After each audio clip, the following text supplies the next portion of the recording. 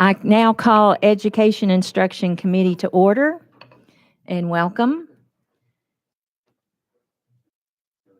Mr. Clerk, will you please call the roll? Representative Sapicki. Dixie. Harris. Haston. Hicks of Washington. Manis. McKenzie. Parkinson. Reagan. Rudder. Sparks. Warner. White.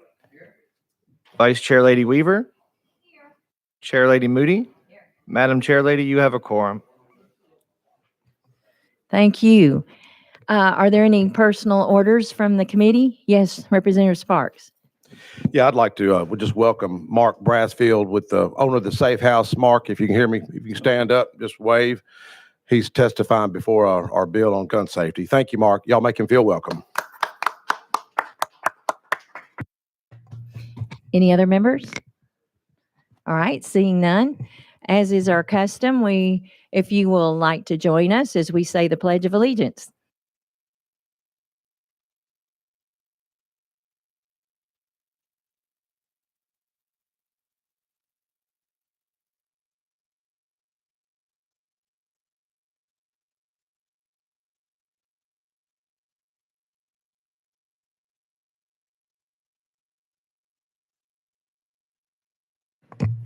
All right, thank you all for being here. And I think you will understand, but as for those watching or those new to being here in person, there'll be a lot of in and out as members have bills to present in other committees during this time, and they'll hopefully return to us shortly.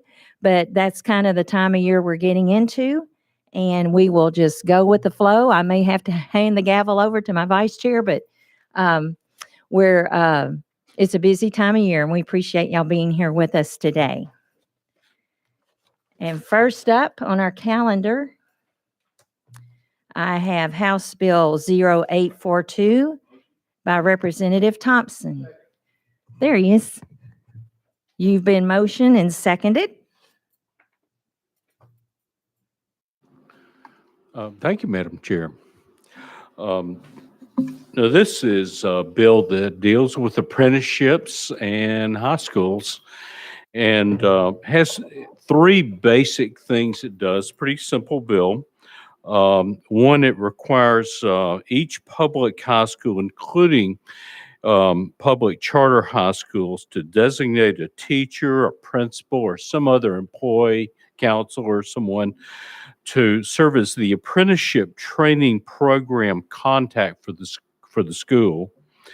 The second thing, it requires the Department of Education to compile and publish to its website a directory of the name and contact information for the training program contact for each public high school. And finally, it just requires the Department of Education to update that list every year by September the 1st. The Department of Education is deferred on this bill, and the fiscal note shows that they feel that they can do all of this within their existing resources. It has passed the Senate with no opposition, and the goal is, of course, to expand recent efforts of apprenticeship opportunities for students around the state. And I'm happy to answer any questions. Thank you for that explanation. Members, okay, I have Chairman White on the list for questions. Chairman White, you're recognized. Thank you, Chair Lady Moody. Just a quick question. Sound like a really good bill, apprenticeship program.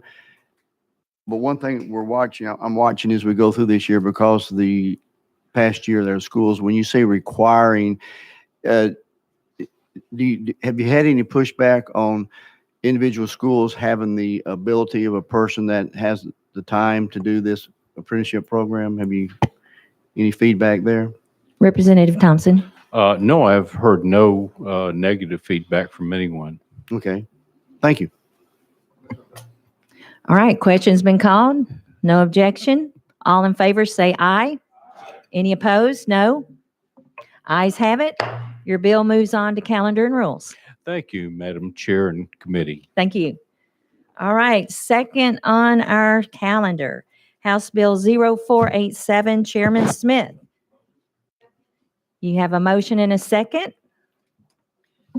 Thank you, Madam Chairman and Committee. House Bill 487 is drafting code 1744, is a very simple bill.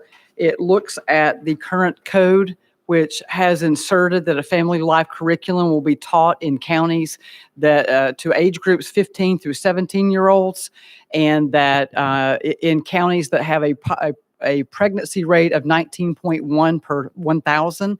What this simply does is it removes those age limitations and instructs counties to develop a family life curriculum based on current criteria already in code, and removes that age limitations, making it age appropriate, and it removes those pregnancy triggers. And again, this has nothing to do with changing the criteria or adding a criterion, and instead just removes those limitations and opens it up for all counties. And with that, Madam Chairman, I'll be happy to take questions. Thank you for that explanation. Do we have any questions from the members? All right, questions been called. Seeing no opposition. All in favor, say aye. Any opposed? No. Your bill passes on to calendar and rules. Thank you, Chairman and Committee. Thank you. And number 3 on our calendar, House Bill 1537 by Chair Lady Weaver. You have a motion and a second. And I see you have an amendment. Yes, ma'am, I do. That draft number is 4055. Your amendment has been motioned and seconded. Thank you. Thank you, Madam Chairman. Can we go on and vote and put it on the bill? Excuse Yeah. me. Pardon me for interrupting you. No worries. All right. Question. All in favor, say aye. Any opposed? All right. You are in good form now. I'm in good form. Okay. Hey, thank you, Chairman. Thank you, committee members. Again, this year has been the year of focus on content. This bill is really simple. This amendment states that the Department of Education nor any other of its officers tasked with training newly appointed members of the commission shall attempt to influence, interfere with, or otherwise affect 1, the commission's review or recommendation of textbooks and instructional materials. 2, the commission's review, approval, development, adoption, or utilization of rubric to be used to score textbooks and instructional materials proposed for adoption. And 3, the selection of experts appointed by the commission to serve on the advisory panel to the commission. 4, the advisory panel's review or recommendation of textbooks and instructional materials proposed for adoption. Again, this commission their mission is to be watchmen on the wall and to watch what content goes before our children. And that's what we're tasked to do as an education committee, is to confirm those members on that commission. This keeps the commission independent. They're on their own. And that's what the bill does. Thank you, Chair Lady, for that explanation. Members? Okay, we're on the amendment. Representative McKenzie? Thank you, Madam Chair. Why would we not ask the folks that we've employed and that spend their full time furthering the public education causes in the state for their input? I mean, as you said, we approve, but to say that they should not have any input to build a firewall there, I think is a bit extreme. Chair Lady Weaver? Well, we have had experiences where, and this is probably before your watch, sir, but we've had experience where the commission was influenced or coerced, or basically their authority was undermined. And we set these people up to do the task. And basically, the commission protects the Department of Ed. So the Department of Ed should be actually thanking the commission for being the wall of protection. Yes, Representative McKenzie? Thank you. So who would vet these people and bring these names to us? Well, you saying that we vet them and then we approve them? So what body, what organization would do the due diligence of finding out who the best candidates for this commission would be? Chair Lady. Thank you, Chairman. Well, the commission is appointed by the Speaker of the House, the governor, and the lieutenant governor. And those are brought to us, and we review them. We interviewed 2 of them here already this year for current positions, and then we confirm them. Yes, Representative McKenzie. Thank you. And this will be my last question. I struggle with that in that, you know, the 3 of them are extremely busy, dealing with a lot of things, both inside and outside of education. We need, as Chairman Sapicki says, we need the best and the brightest to make our school systems the best. So again, we are approving, so we'll do our due diligence, but to have no input from the people that we've hired, that we said we're hiring the best and the brightest to work for us and to work for the people of the state of Tennessee, to sever their abilities to bring us names, I think is a bit draconian. Chair Lady? Chair Lady, you're recognized. And to your point, I mean, yeah, we need to work as a team to put the best content in front of our children. But I do want to say this. We, the education, the members here, we are elected. We are the elected body. We go back to our districts and we have to answer for what we do down here. Departments and agencies don't do that. I might not be here the next term, but they'll probably be here. You know what I'm saying? So I'm just saying is we set the policy. The departments are the ones that work for us. That's how it's supposed to be because we are accountable to what happens down here, not departments and not the agencies. So we set the policy. The Education Committee is the one that confirms these folks that voluntarily also have a passion at what's before their children. Some of them are mothers, grandmothers. They have high stakes in what's before our kids. So since that's their mission statement, then I think it's important that we allow them to stay in their lanes and the department stay in their lanes. Thank you. Next, if I could clarify, I misspoke and said we were still on the amendment, but we already put the amendment on. So if any of you are confused, I'm back on the line. So we will be debating the bill. All right. I have Chairman Sapicki next.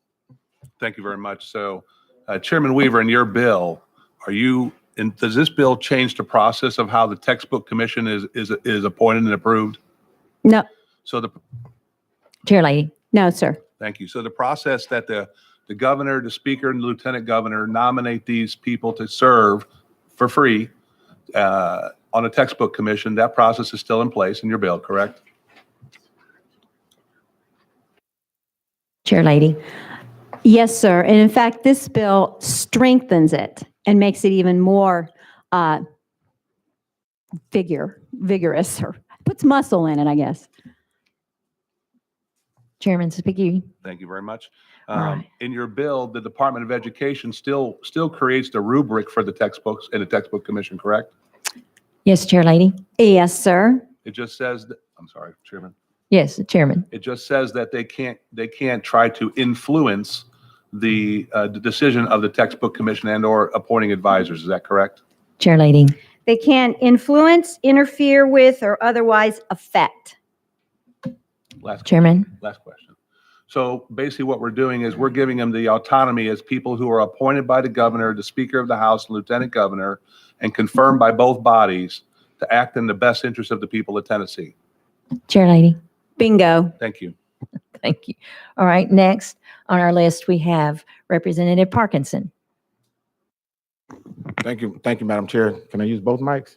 I'm just kidding. No, you got one. I'm loud enough, right? Right, Chairman, right, okay. And Chair Lady Weaver, my concern, respectfully, with the bill is, so the department may, see some things that maybe the commission could possibly miss. And so their input, I think, with the commission would be valuable to the commission, because and I think we're better operating as a unit and as a team to move education forward. And I'm sure all of the people that are on the textbook commission are there because those individuals that made the appointment thought they were fit to be there. But none of us are perfect. And sometimes, and even myself, you're my desk mate on the House floor. Sometimes I lean on you for information. I ask, hey, what are they talking about in this bill, right? And you'll explain it. I never agree, but you'll explain I know. it, right? I know right. you never agree. But at least I get your input, right? And vice versa. And but I think that we're better together. And the more of the brilliant minds that we have in education, that can, see just maybe just a missing piece of information that may, even spur the textbook commission to see something differently. And I just don't want us to be absent of that by putting this separation, between the textbook commission and the administration. Now, I agree with you wholeheartedly about, trying to put pressure on if that's the case. I didn't know that happened here, but if there were people trying to put pressure on the textbook commission to do something, for some agenda or something, I don't know if that happened or not, but I think that our department needs to have some involvement with the textbook commission. I think we'd be cutting off our nose to spite our face if we created this separation between them, this wall, to where and also I think it's important also that we're careful about creating an entity that's tied to state government that is beyond reproach, so to speak. And because once we pass this into law, we're stuck with it. And so that's my position on that. And Chair Lady Weaver, respectfully. Thank you. Thank you. Chair Lady. And thank you for that, Representative. Again, the mission statement and the focus of this commission is to do three things. The commission is at the helm. The commission directs the department for the recruitment, and only at the commissioner's directions are the selections approved. That's why we have the commission. And it's very important that we understand their mission statement and they stick to it. Next on the list, we have Chairman Dixie.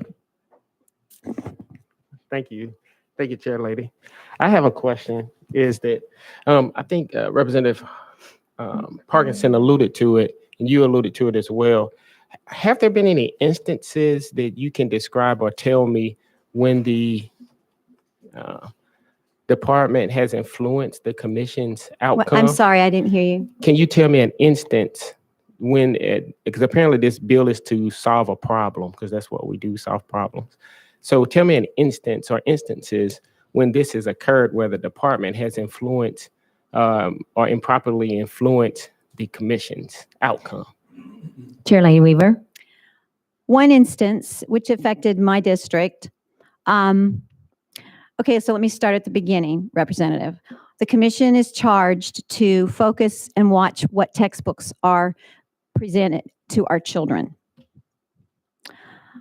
And after a while, if you've got a group of people coming down here voluntarily, they're coming here to serve.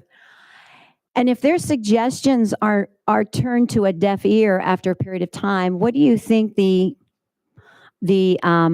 the morale of that commission would be after a period of time if they're not listened to, if their ideas are not considered. After a period of time, it weakens that commission.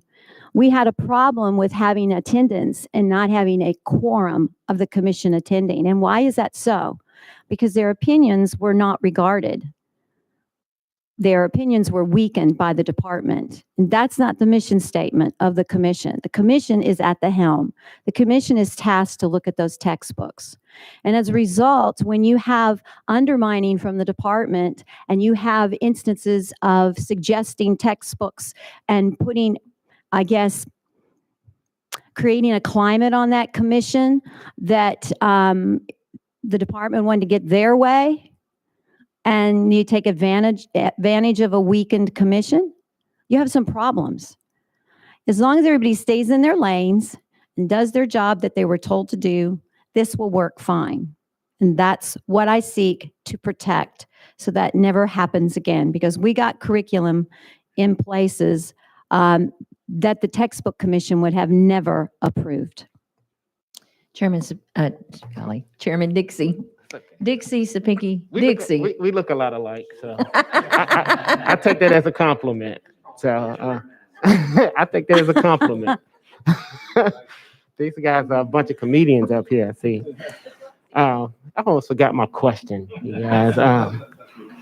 I think it's coming back. My question or my thing is that when we have, I think that some of the issues that we have, even in some of the bills that we do, we don't get enough stakeholders involved. And I think Mr. that Dixie, I can't understand you. I'm sorry. I think a lot of the times when that we have, even in our bills and the process, we don't get enough stakeholders involved. And because everyone is not going to agree, but in order for us to get to an equitable solution, we have to have all sides around. So I think part of the commission and the department's job is to not always have the same view, but some way come out to what's best for our students. So I just think that maybe this could hamper that effort. I just, I would give you some, I don't know what your explanation is for that, or if you have do you think that would happen, that it would hamper that coordination and cooperation between the two? Because it seems like you want to make them two separate entities.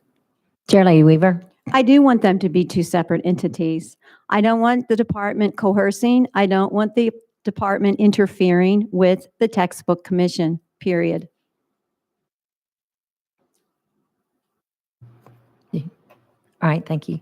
All right, next on our list, Representative Warner. All right, previous question's been called. All in favor, say aye. Any opposed? No. Ayes have it, moves out to calendar and rules. Thank you, Chair Lady, and thank you, committee. Thank you. Next up on our calendar, number 4, House Bill 0074. Chairman White, you have a motion and a second. Thank you, Chair Lady and committee. House Bill 74 is one that deals with the exclusively with the transition out of our ASD schools. Let me give you a few talking points. Chairman, Committee. may I interrupt you first? Yes, ma'am. Pardon me for doing that. You have an amendment do we need to put on? Yeah, the latest one should be 6306. Is that correct? Right, you got a motion and a second? All in favor, putting on the bill, say aye. Any opposed?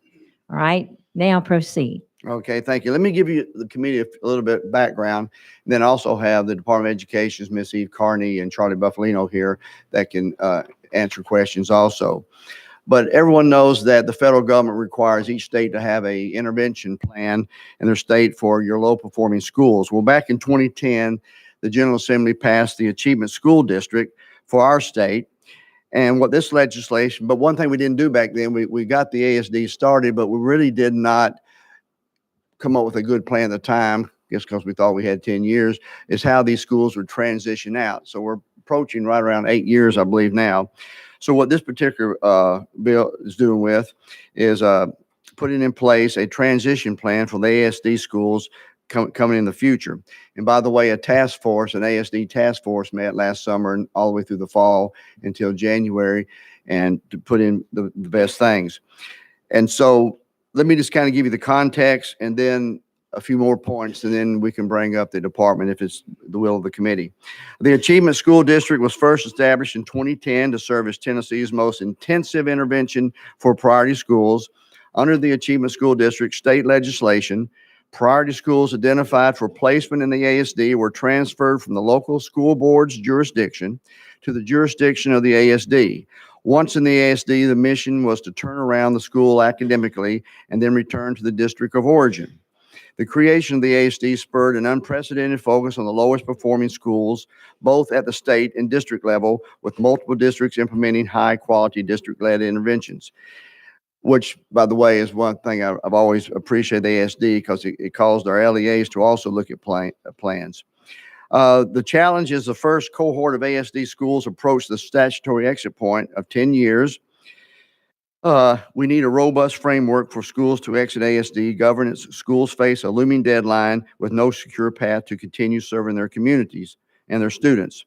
And so the solution in this bill is the legislation creates clear opportunities for the ASD schools to continue serving students and communities if they have shown adequate performance. These multiple pathways include options to return to the LEA of origin, applying to the Tennessee Public Charter School Commission, which this General Assembly set up last year. It's a 9-member commission that also has a school director or a director. Or they can remain under the governance of the ASD if the parents so choose with a 60% vote. This legislation also provides short-term facility security by requiring that the local LEA allow the charter schools to purchase and or lease the facility that they are in for at least 3 years, or of course, purchase it at fair market value. And lastly, by creating multiple pathways for schools to exit the ASD governance, schools are empowered to work with their community, district of origin, and state charter authorizers in determining the best course of action to improve outcomes for the students they serve.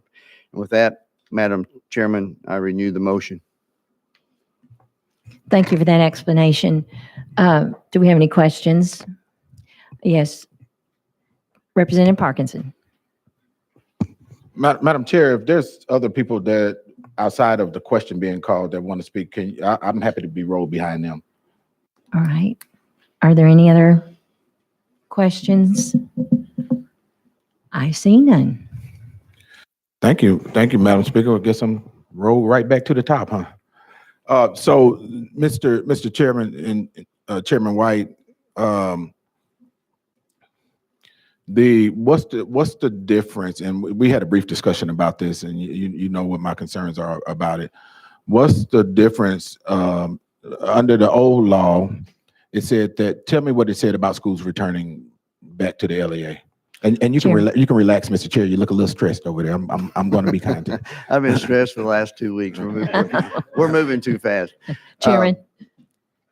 What's the difference? Well, that is the thing. There really was not a clear exit plan. That's why the task force met this past summer and everything to come up with this particular plan. There wasn't a clear one. As we have gone through the past 8 years, like in anything, priority schools are very difficult to turn around, and the state found that out. And so there has been successes. There's also been failures. And so we always want just the best. The reason the ASD was set in the first place, we as a state, we want the best schools for our student. And so that's why we developed this plan back in 2010, because if it was not happening in a district, what authority did we as a state have to correct those inefficiencies? Well, so that we created the ASD. Well, challenges there. Like I say, a lot of these low performing schools have many challenges. We know that. But that doesn't negate from the fact that we really are trying and will continue to try.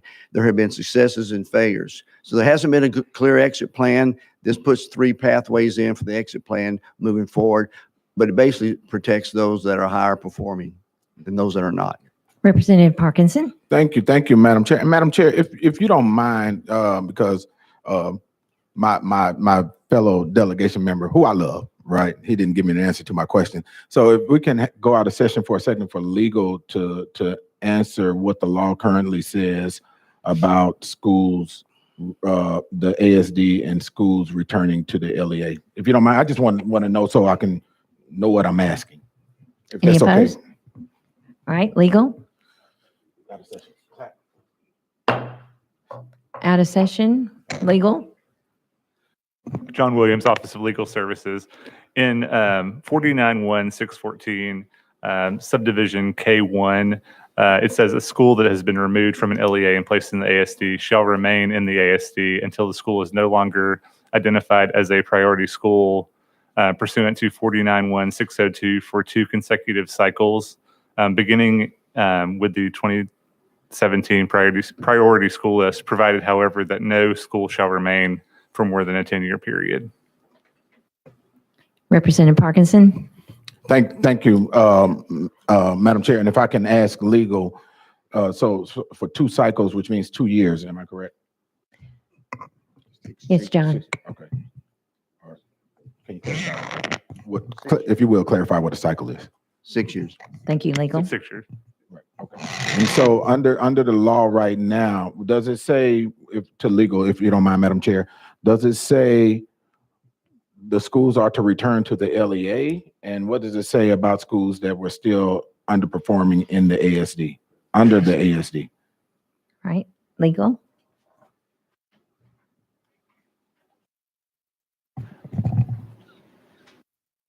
So it goes on to say the commissioner in consultation with the LEA shall develop and approve a transition plan for the purposes of planning the school's return to the LEA.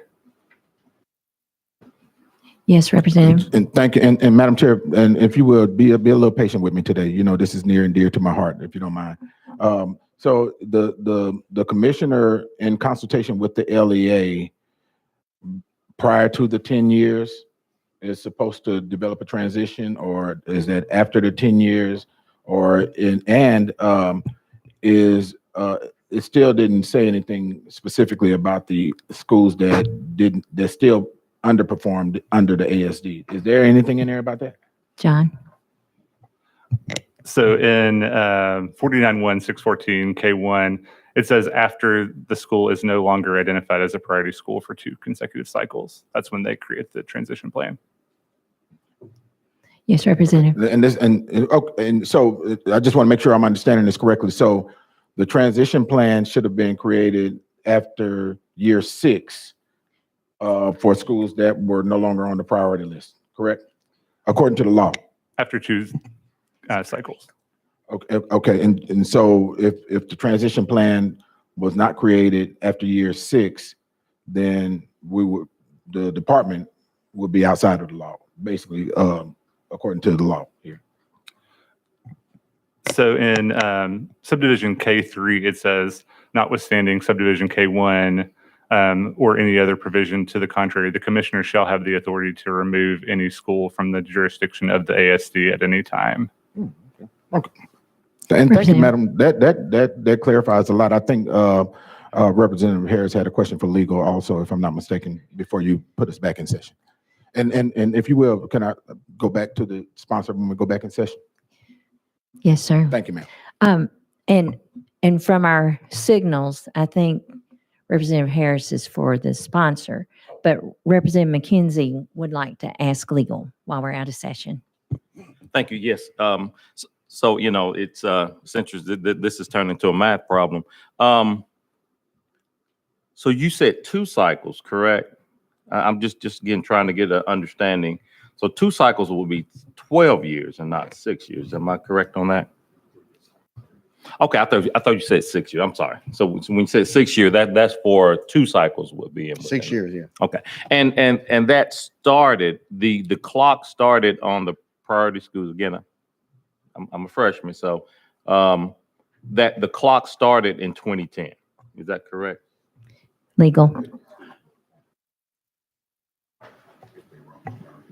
So subdivision K1 states that beginning with the 2017 priority school list. The 2017 priority school year. Okay, thank you.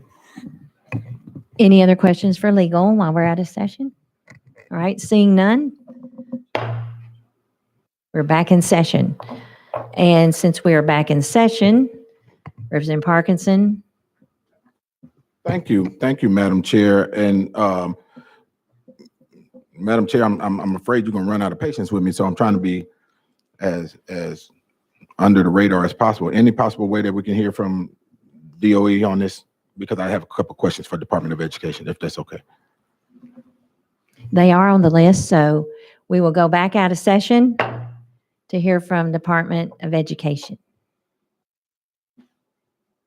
And please identify yourself and who you're with.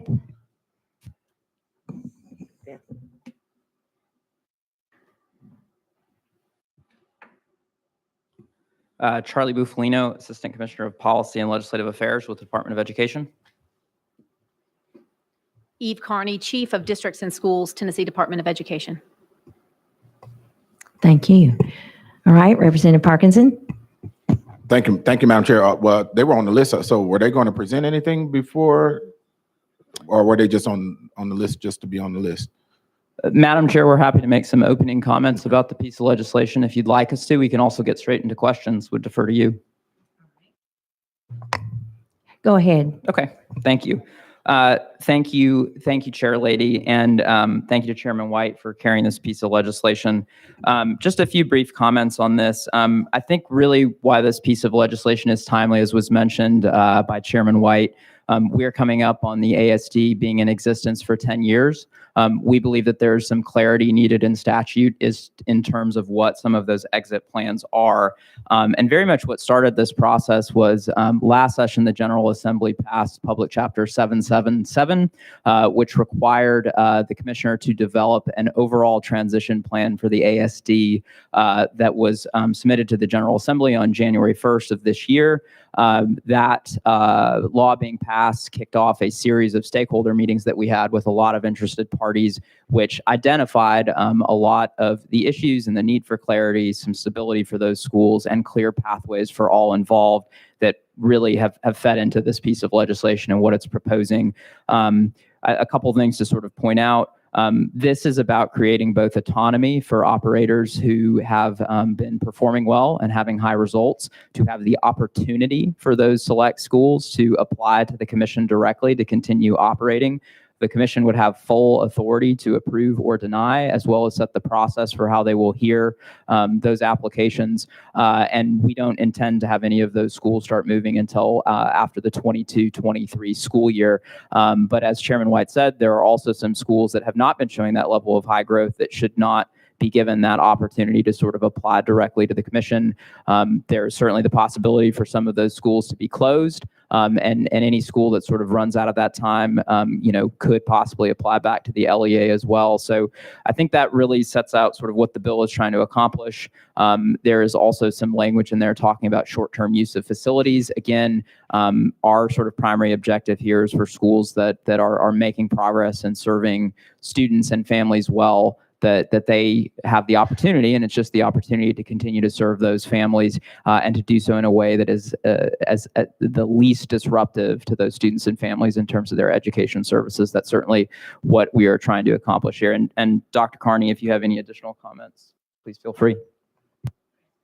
Please go ahead. I would just say, to add to Charlie's comments, this is an intervention that we are trying to solve for ways to exit students from schools that have varying success rates. And so we're really trying to be thoughtful about limiting the disruption to students and families who are currently being served by these schools in this current intervention. All right, members, any questions? I saw Representative Parkinson. You want? Actually, my helper here has said Representative Harris was first. There's a lot of hand signals going on over here. All right, Representative Harris, you're recognized. Yes. So can you explain what the process would look like for the property that belongs to go back to the districts? What does that look like? Thank you for the question, Representative. So the bill lays out that districts would have the option if a school exits the ASD and is approved by the commission, so change essentially an authorizer, they would need to either offer to sell the facility to the district or sell the facility to the charter operator or lease the facility at or below fair market value for a period of 3 years, only 3 years. So the purpose of that is obviously finding facilities can be a real challenge. It creates at least a short-term sort of stability there so that if a charter school is going to need to find a more permanent home, if the switch is taking place, there is at least a certain period of time by which they could continue to use that facility, but the district would be compensated. And there is some additional language in there if they're in terms of each could get their own separate appraisal. They can come to an agreement then, accept the average of the two appraisers, or there's a process by which it would go to a third party to make a final determination.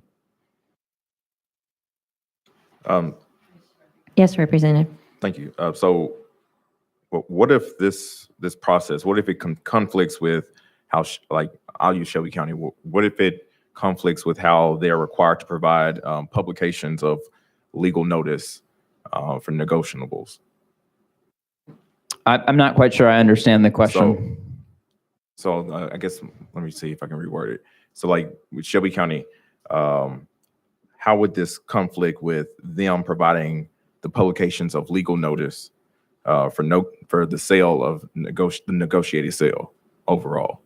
Okay, I think I understand the question. So I don't believe it would. What the language says, and there's sort of an existing process here that we're sort of modeling this after with vacant or underutilized facilities. If a district has those, they have to publish those on a list so that charter schools have the opportunity to be a part of that process. And the reason for that is just public taxpayers paid for these buildings to be used for schools, and so it should continue to have an educational purpose. All that this bill would say was that they would have to provide, if they are selling the facility, the occupying operator, if they're going to the commission and have that pathway, a right of first refusal to purchase that facility at or below fair market value, or the leasing option that I already described. Thank you. Thank you. Next on the list is Chairman Sapicki. And we're out of session, correct? Correct. So it's okay if I ask legal a clarifying question? Yes. So just to make sure, John, can you talk about the 6 years we're all talking about of what that means, and so we're all on the same page? Go ahead, John. John Williams, Office of Legal Services. So in subdivision K1 of 49-1-614, a school that has been removed from the LEA and placed in the ASD shall remain in the ASD until the school is no longer identified as a priority school pursuant to 49-1-602 for 2 consecutive cycles. And in 49-1-602 B2, it specifies they have to 3 years minimum is when they identify the schools. Chairman. So for clarification, you can just nod on this or say yes if you want to. The 6 years isn't being on the priority list. The 6 years is once they've gotten off the priority list and they've been free of the priority list for 6 years. Correct? Until the school is no longer identified as a priority school for 2 cycles. Thank you. Okay. Now I'm going to redirect over here. Yes, go ahead, Chairman. Thank you. So question on not question on the bill, a question on this bill is what is the process for a school in the ASD, according to this bill, who's the authorizer, who's going to take them over, and I assume it's the Charter School Commission, and will they be acting as the LEA then going forward?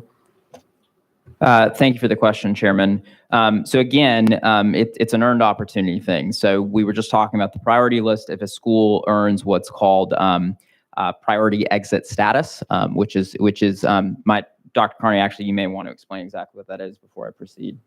Go ahead.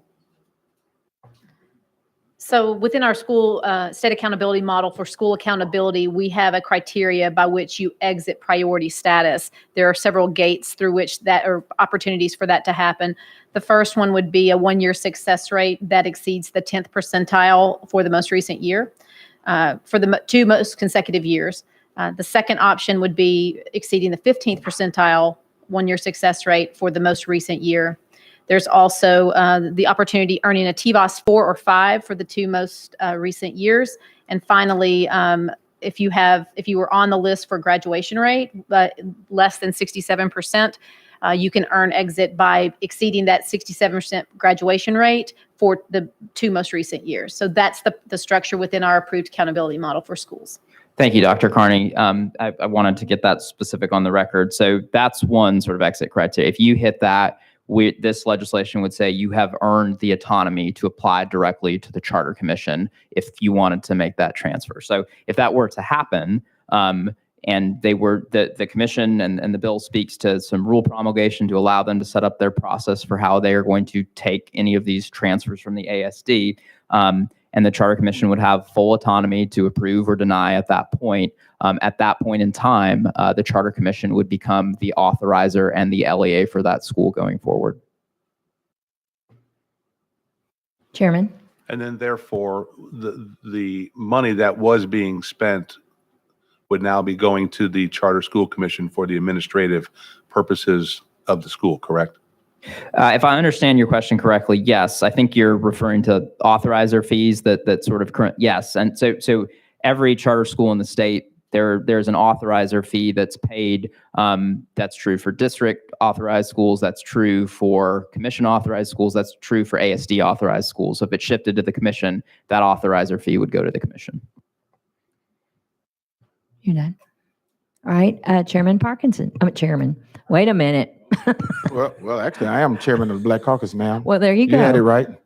I'm just messing with you, just giving you a hard time, chair lady.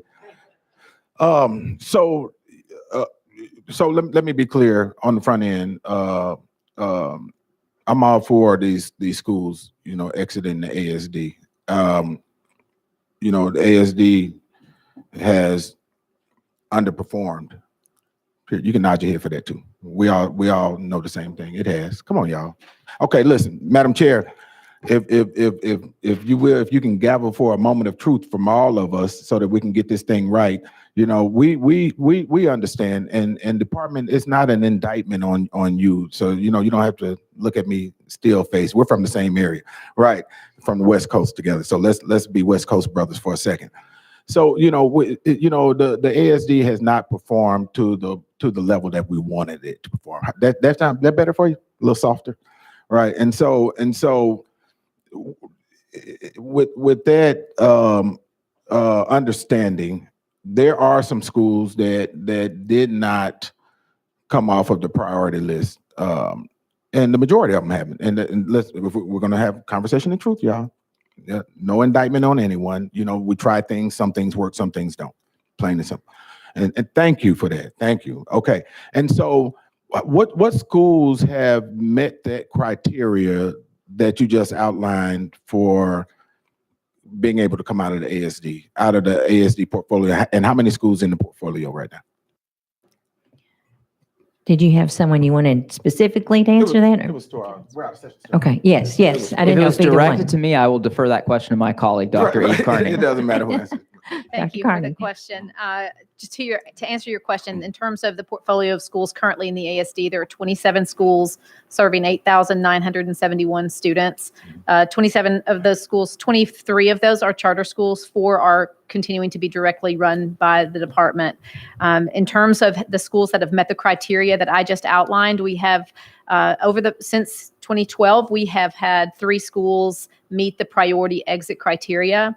I will also add that we've had 10 schools that have moved out of the bottom 5%, and 4 of those schools have maintained that for 2 consecutive years. So there are things that are noteworthy growth and progress taking place, but as you noted, and we would certainly underscore, it is very hard, challenging work, and sometimes takes longer than we would want. But 3 schools have met the criteria that I outlined. And agreed 100% with everything that you just said. And so I want to be clear that this is, my questioning, and I hope I can speak for everyone on the committee, is not an indictment on the teachers and the students, of these schools. But I do want us to have a conversation of truth so that we can get the solutions that are needed to create those continued successes. So 3 of them, what schools are those? Those 3? The 3 schools would be Georgian Hills Achievement Elementary School, Lester Prep, and Cornerstone Prep Denver campus. Right. And thank you for that. And so Georgian Hills, that is a direct run school, right? Yes, sir. And I guess the direct runs would fall under the same criteria as the charters, because those direct runs are not charters. Yes, sir. The exit criteria for the Achievement School District and priority status would apply to all schools. However, this legislation is specific to the exit of charter schools. The transition plan that was discussed earlier by Chairman White would be applied to the direct run schools. There would be a transition plan developed prior to their exit and transition. So I'm clear. So the direct run school that is not a charter doesn't exit the ASD because we don't have a plan for them? And they've come off the priority list and met the criteria for coming out of the ASD, but they don't transition? So ultimately, they will transition out. There will be a transition plan developed. Last summer, Charlie referenced Public Chapter 777 and the legislation requiring the department to develop a transition plan that was submitted to the education committees. That legislation also had language that no school could exit prior to the 24-25 school year. So where that process will begin, that transition plan will begin to be developed. But right now, that's the current language and something we're addressing in this amendment. Is it your intent to make that direct run or the direct run schools that come off of the priority list that are eligible to exit converted to charter schools? So that transition plan will be developed with the school leadership, the district leadership, and the department. That's the way that transition plan was laid out. It's a framework essentially that the decisions are made more locally. That is not a predetermined decision. Is the LEA not included in that discussion? Because I didn't hear you mention the LEA at all in that. I Yes, heard you they mention are. the school leadership, the schools. School leadership, district leadership, Okay. and I actually meant the home LEA Okay. there. So Okay. yes. So let me ask you this, just shifting a little bit, and then I want to come back to that. I just got a few questions, Madam Chair. The fair market value, let's talk about that. If a school building was going to be shuttered by the LEA, and let's say one of the schools decide they want to stay in that building under, this new proposed exit strategy, who's going to be responsible for the capital improvements of the school? Of the building? Can I ask you a clarifying question? Would that be previous to the transition or going forward? Going forward. The operator would be. Okay, that's a good thing. Okay. There, I will say actually there is some language in there. A lot of the charter schools actually have put capital outlay improvement in that currently, and so if there is a sale, there is some language that say it would be minus any capital improvements that the operator has put into the school. And let me ask you this: along those same lines, would it be minus any capital improvement that the LEA has put into the school? Would it be minus? Can you repeat the question? Sorry. Right, and no trip ups. You just I know. Literally just gave me this question. So the language specifies that in that negotiation, the investment made into the building by the charter would come off the top. Yep. So is that the same for both the LEA and the charter? Because some of the LEAs have made capital improvement investments in these buildings also while the ASD charters were operating in them. Mm-hmm. So is that in the legislation too? No, it's not addressed in the legislation. So in that situation, if a district had made improvements to a facility they own, that doesn't really factor into the sort of fair market value. They've sort of made those assumptions, whatever that price is, it's at or below they'd have to sell. If I may add, I would think that would also be reflected in the fair market value if they've made capital improvements to the building. Okay. And but I think that for clarifying purposes, that language needs to be added into this bill, if at all possible, so that there's not an appearance of a weighted negotiation being sent forth. That makes sense to you? Just nod your head, Mr. Chairman. No? Okay. You wasn't listening? Okay. So now real quick with the, schools that have underperformed in the ASD. So under this proposed exit plan, they would have what are their options? The ones that did not make the cut, so to speak. So what this legislation sort of lays forth is if sort of they meet that priority exit status or determined to have shown significant growth to have that opportunity. If they don't meet that status, it's sort of up to the charter operator at that point, right? Let me finish. Okay. In the sense that up to their 10-year sort of agreement, they're allowed to continue to sort of exist in the ASD. It was mentioned earlier by legal, the commissioner has the authority to remove a school from the ASD at any time. So there's no guarantee they would get the full 10 years. But if you don't have an approved, it's the same with like an existing charter, actually. If you don't have an existing charter agreement, they could sort of try to return to the LEA. They could give up the school if they so chose. Or at the end of it, they could have the opportunity, as if they were a new start charter school, to apply to the district to see if the district wanted to authorize them. And if they were denied, they could appeal to the charter commission, which is exactly what the process would be for a new start charter school. So I would anticipate that some of those schools ultimately would wind up being closed. But but under this exit strategy, an existing ASD school that is underperforming, what could they do in regards to the ASD itself? Could they reapply again, or what is the ASD going to do about that school? Yeah. And I got your question now. So, priority lists will continue to be run, right? So that's a new process every 3 years. Dr. Carney, I don't know if you can speak to the next one sort of coming up, but that bottom 5% is constantly sort of readdressed every 3 years.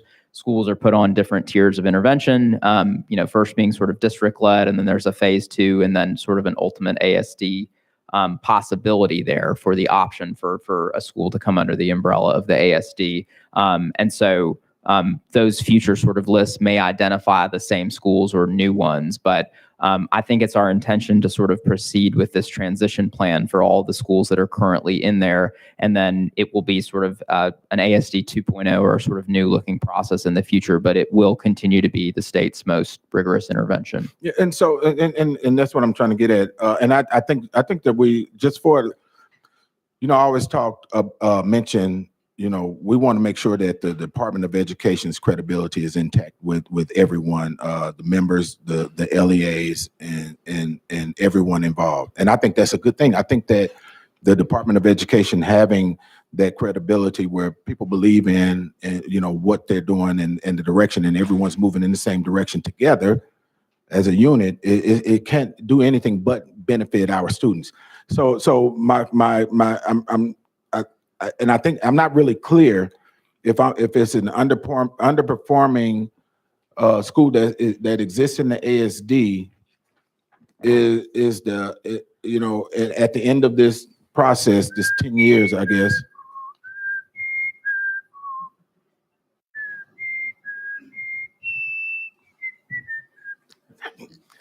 So you're the chair? I am. Oh, wow. Okay. Can we wrap this up, my Yes, friend? ma'am. Yes, ma'am. And Thank you. I thank you. And I just want clarity. I guess we're whistling instead of gabbling now, but I appreciate that. I expected that from Chairman Sapicki, but I did not expect that from you. Right. So and I just want clarity. This is an important bill. It's a very important bill for all of us. It is. And so if you don't mind, just bear with me for a few more minutes. So those schools that are underperforming with the ASD, just so I'm clear, they do not, they'll be shuttered, or they'll be able to apply with the LEA. Is that what happens? Yes, sir. And I think the most important thing from what you shared, and I appreciate your comments, because when we convened the group of stakeholders last summer, and we met every month through the entire fall, the one thing that we took away from that is that this transition and any transition plan for an ASD school to return to the LEA or to the Charter Commission for that matter, it should not be a one size fits all. It has to be done.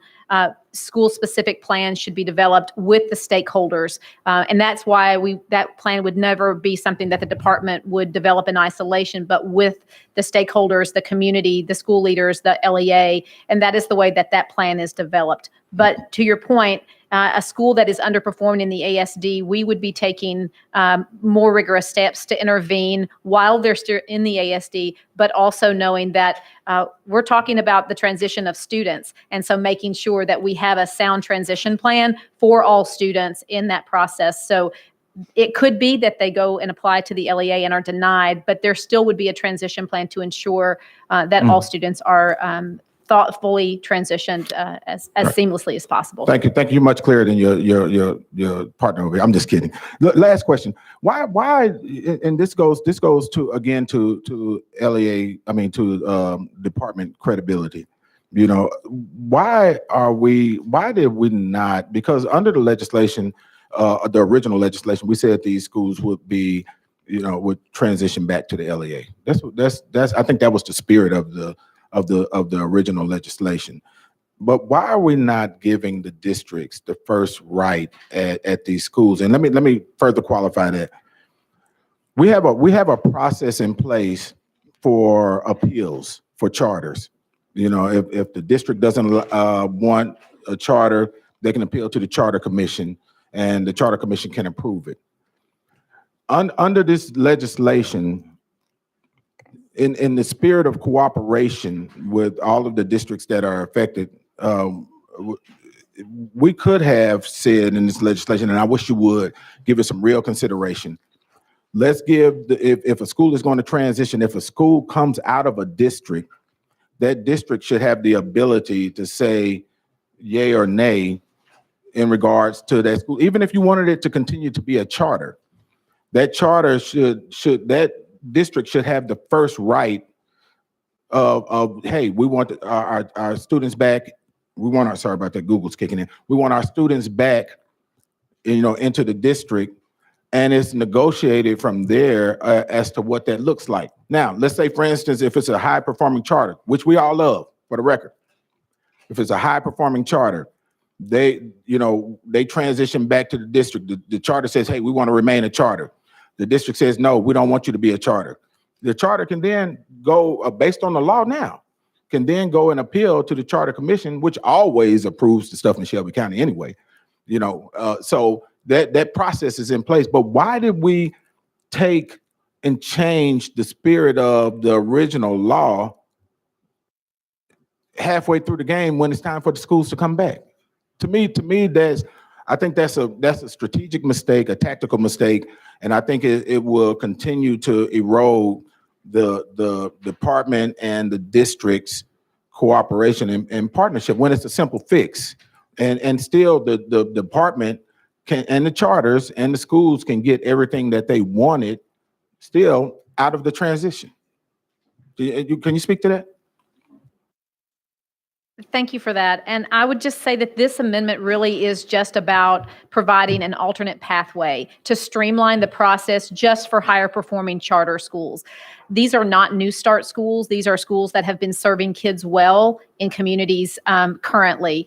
And our concern is that in the current process that you just alluded to, where the Charter Commission is solely the appellate authority, there is a process there, and it is first, the application to the LEA, denial by the LEA, appeal to the LEA, denial.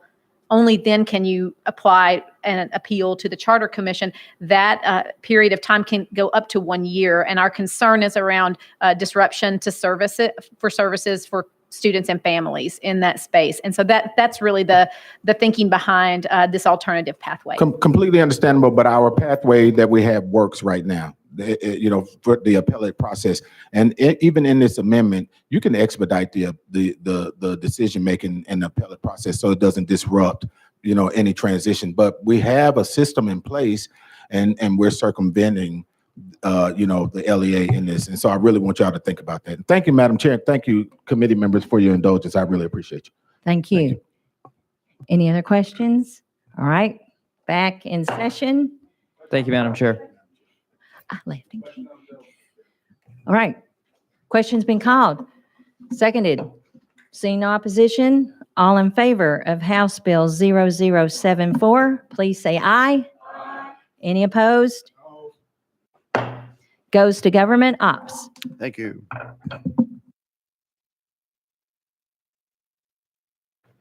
We go to number 5, House Bill 0745. And Representative Haston has asked us to roll 1 week.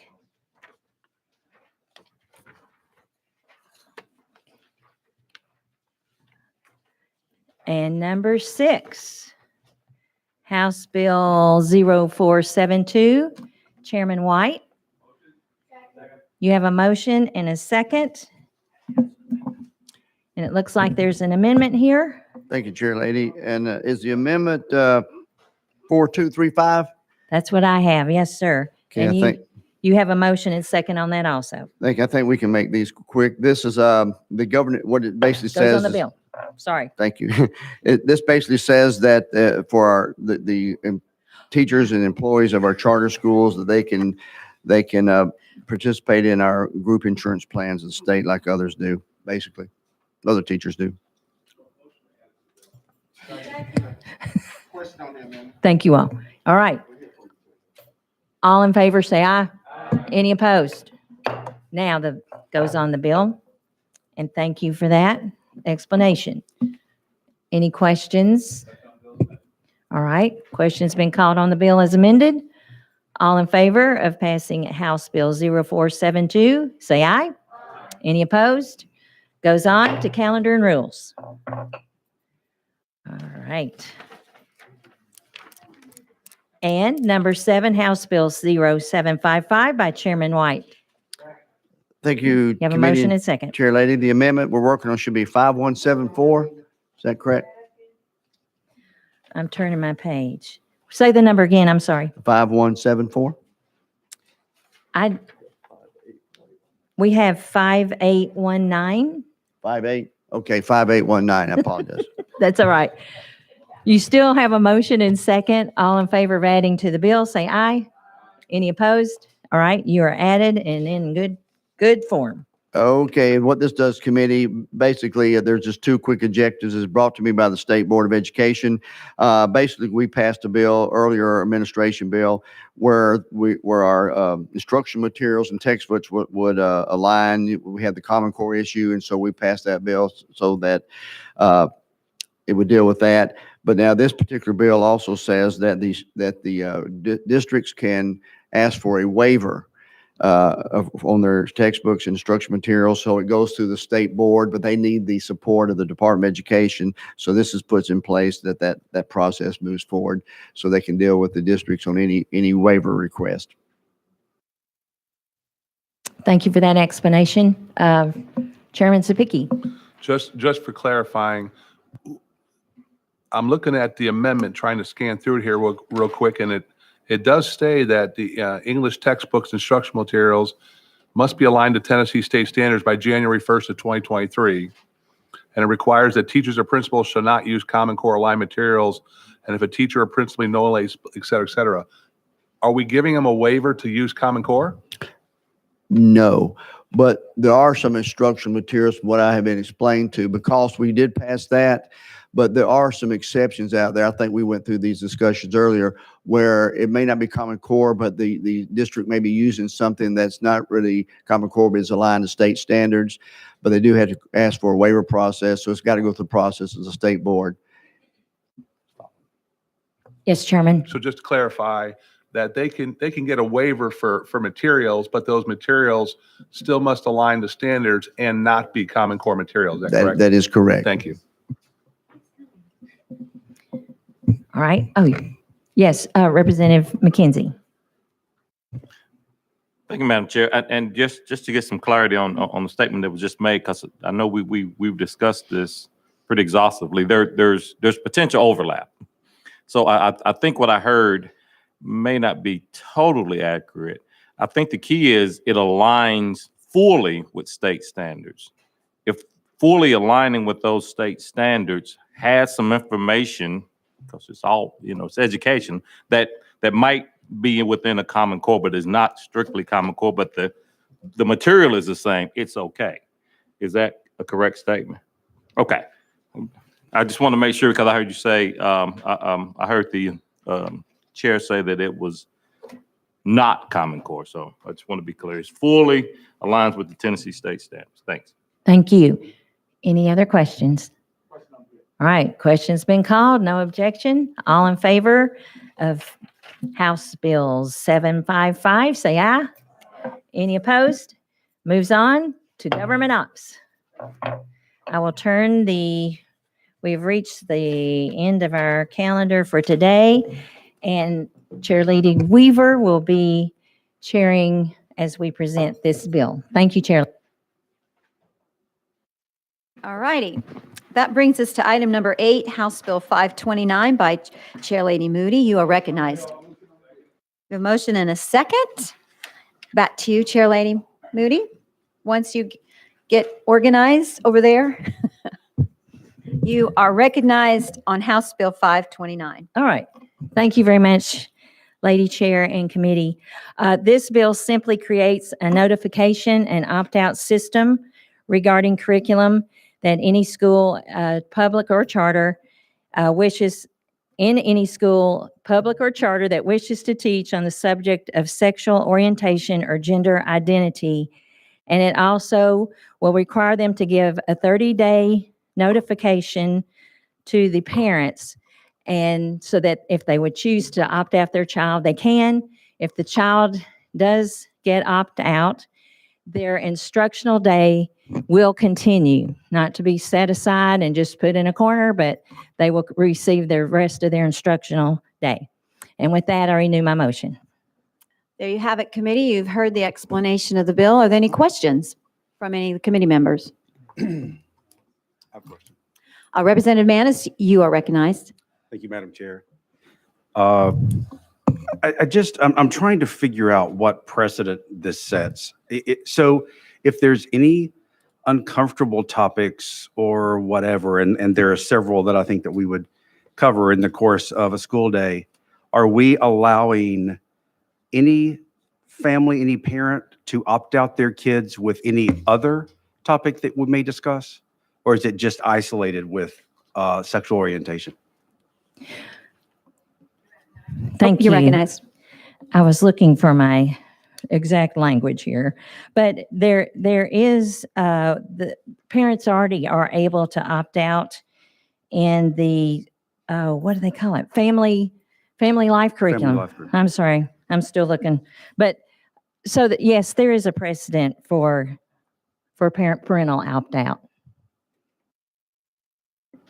I know to your point, Chair Lady, in my school district, and maybe this might help you, Representative Manis, excuse me, my bad. Yeah, you're a little bit shorter. And you're further down Yes. This might help you. I found out too that even in supplemental materials, when a teacher or a parent sees a book or a novel that some student has read and the parent is not agreeable to that, they can go to their principal, and the principal can also give them, like a permission slip, or as Representative Mooney said, an instructional day in other words, it's not held harmless. Child will still be instructed, but they don't have to partake in the reading that book. They might read something else. So it's a good thing. Parents should have that option. I just wanted to add that little tidbit. Did you have anything you wanted to say? I just have. Sure, you're recognized. Thank you. So that is within any, so if we are reading any kind of book, to the Madam Chair's statement, if we're reading any kind of book that may reference LGBT, does that mean that the student could opt out of just that class? It may not even be a class based on sexual orientation or anything like that. But if you're reading a play or whatever, and there's reference to an LGBT character, can we opt out of that as well? It is my understanding that this would allow that because, as we have seen and has Chair Lady Weaver mentioned, when we start getting outside the scope of the family life and sex ed, it is seeping into other subjects and areas of education. And so that is why that particular, let me make sure I'm saying it right, the sexual orientation and gender identity in particular, we need to have that covered in this bill. Thank you, Chair Lady. Yeah, one more question. You're recognized. Thank you, Madam Chair. I guess obviously I know this is a very uncomfortable topic for everyone. And it just concerns me what we're saying to some kids, that the stigma that we need a permission slip from your parents because LGBT, the stigma is that you're a disgrace. That is very concerning to me. And it's concerning to me, the precedent that we are setting here. And it seems like we're talking about it a lot. I just don't want the Education Instruction Committee for this assembly to be known as this, you know, and I think we need to think long and hard about what we do before we pass things like this, when we really do not know the details of LGBT. I mean, I can't express that enough. I think we need to figure out what we're doing to everyone's kids and not just a few kids. And I will make that point over and over. So, thank you. Thank you. Thank you, Madam Chair. Chairlady Weaver. I mean, Chairleader Weaver. Oh, Lord, I need some coffee. Chair, I recognize myself, yes. Chair Lady Moody, your comments. It's definitely the plexiglass, right? Yeah, I Um, think so. I appreciate your comments. And again, as passionately as you feel, I feel for parents. And it's their children. They're responsible for them. They've chosen these schools. They want to know that they know what is being offered. This bill does not prevent any of that coming up. And for the parents that don't mind their children being in there, they will certainly have that teaching, that instruction. But for those parents that have whatever reason for their child, this is what this bill is for. Thank you, Chair. Thank you, Chair Lady Moody. Okay, we've got 4 people on the list here, and I got to remind you, we got to be out of here at 12:30. So make your comments short and sweet. All right. With that being said, Representative McKenzie, you're recognized. Thank you, Madam Chair, and this will be short and sweet. And that is one thing that I guess what concerns me, and it's not this bill. I just want to be. I think this is not this bill, and that's you know, the classroom is a dynamic environment, very dynamic. And if a student brings up a subject, it's not a set curriculum, it's not in the syllabus, but something happened at home, something happened on TV, it's all over TV. So, and they bring something up. Is it? I don't think it would be a violation of this. So please tell me I'm right. Is that if a dialogue ensued as relates to something that's brought up that wasn't a structured, we're now going to start talking about family life or LGBT activities. So that's okay. In that's not an offense, I guess is my question to you.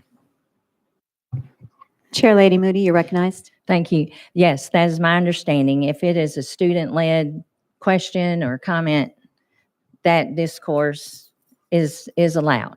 Thank you. Thank you, Chair Lady. Okay, we'll have time. We'll do one more, which is Representative Sapicki, you're recognized. And then we have to do this testimony, so I need to wrap it up. Okay. All right. With that being said, the rest of the ones that we have on here, if you'll just pause for a minute, we need to go out of session. And we have a guest here. We have Mr. Michael Rady. Rady. Would you come up to the microphone, please? Make sure it is turned on. Go test 1, 2, 3 and tell us who you are and what's your favorite ice cream? And who you're with. You get 3 minutes. And then the whistle music comes on.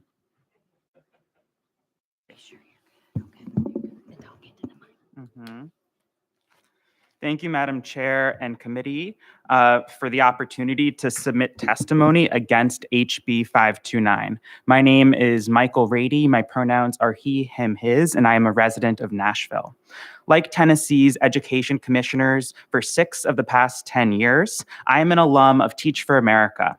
I have worked as a 3rd grade teacher, curriculum writer, and administrator at some of the highest performing charter schools across the country. I know what top quality instruction looks like and what education proposals are most likely to improve academic and life outcomes for children. I am also part of the LGBTQ+ community. I know that HB 529 is bad for education in Tennessee. This bill will hurt teachers, it will hurt families, and it will hurt students. The middle grade book, The Family Fletcher Takes Rock Island, tells the story of a fictional family of 2 dads, 4 kids, 2 cats, and a dog, and their summer vacation to a place called Rock Island. The plot involves a fence that blocks the path to their favorite lighthouse and the arrival of a new ice cream truck. The book does not discuss sex. It doesn't teach children to be gay. It just tells the story of a happy American family and their eventful summer at Rock Island. Participating in a lesson that uses this book to teach a reading comprehension skill would mean the world to a student with 2 dads herself, a not-so-rare family type in Tennessee in 2021. How would HB 529 affect this lesson? The teacher would need to tell her school administration over 30 days before teaching the lesson, and she would need to create a warning notice, alerting parents of this supposedly controversial material, and then she would need to plan an alternate lesson for students whose parents opted them out of the lesson. She'd need to find another teacher to supervise any opt-out students during the block. With teachers as stretched for time as they are, there's little doubt all these additional burdens would push the teacher to choose not to teach this book. On top of that, how do you think the student with 2 dads would feel about a scary notice going home about a book that reflects her family, but no scary notice going out about books showing other types of families? HB 529 sends the message that being LGBTQ+ is something to be ashamed of. Just like the pink triangles Hitler forced LGBTQ+ people to wear during the Holocaust, or the yellow stars he forced on Jews, these warning notices brew fear about and hatred toward a minority group, especially harming LGBTQ+ students, who already face higher levels of bullying at school. As a teacher, as a curriculum writer, and as a queer person, I urge you to vote no on HB 529. Tennessee students and families deserve better than this. I'm happy to take questions. Okay, thank you. Thank you for that. We are really short on time. We have to be out here in 2 minutes. So we're going to go ahead and go back out of session. I mean, in session. I thank you, sir. And Chairman Sapicki, you're recognized. Question's been called. It's been seconded. All righty. All those in favor of House Bill 529, say aye. Aye. All those opposed? No. Ayes have it. House Bill 529 passes. Thank you. Goes to calendar rules. We have taken care of our business on this map, on this agenda. And if I could get a motion to adjourn? Motion to adjourn.